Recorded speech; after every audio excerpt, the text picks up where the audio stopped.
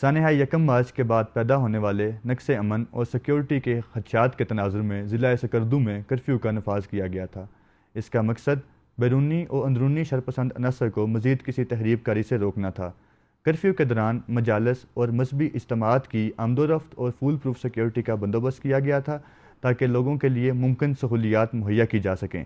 اس پورے عمل میں ضلع سکردو کے تمام طبقات فکر جنہوں نے حالات کی سنگینی کو بانپتے ہوئے ضلع انتظامیہ اور قانون نافذ کرنے والے اداروں کا ساتھ دیا، میں ان سب کا شکر گزار ہوں اور مزید توقع کرتا ہوں کہ آئندہ آنے والے ہفتوں اور مہینوں میں بھی وہ یہ تعاون جاری رکھیں گے۔ عوامی تعاون کی وجہ سے امن و امان میں واضح بہتری دیکھنے میں آئی ہے اور لوگوں کی حالیہ مشکلات اور اس امن و امان کی بہتری کو مد نظر رکھتے ہوئے ضلع انتظامیہ نے ہوم ڈپارٹمنٹ کی منظوری کے بعد سکردو سے کرفیو کے نفاذ کو تا حکم ثانی ہٹانے کا فیصلہ کیا۔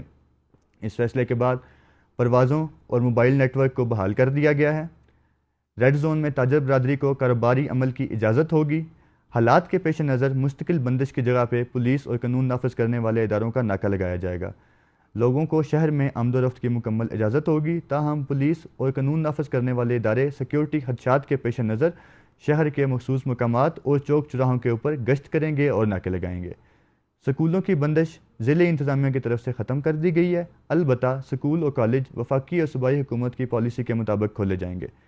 مستقبل میں شہر کے امن و امان کو برقرار رکھنے کے لیے میری تمام شہریوں سے گزارش ہے کہ شر انگیز عناصر سے اجتناب کریں اور سوشل میڈیا پہ حکومت اور ریاست مخالف پروپیگنڈا اور سرگرمیوں سے دور رہیں۔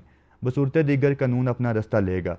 اس کے علاوہ اپنے علاقے اور اپنے محلے میں مشکوک ایکٹیویٹیز اور غیر متعلقہ افراد کے اوپر نظر رکھیں اور قانون نافذ کرنے والے اداروں کو بروقت اطلاع دیں۔ آخر میں میری تمام شہریوں سے دوبارہ گزارش ہوگی کہ اس پورے عمل میں جیسے آپ نے پہلے قانون نافذ کرنے والے اداروں کے ساتھ اپنا تعاون کیا ہے، وہ تعاون جاری رکھیں تاکہ ہم اپنے شہر میں امن و امان کی فضا کو بحال رکھ سکیں اور آنے والے سیزن کو ہم ایک اچھے ماحول کے اندر مکمل کر سکیں۔ بہت شکریہ۔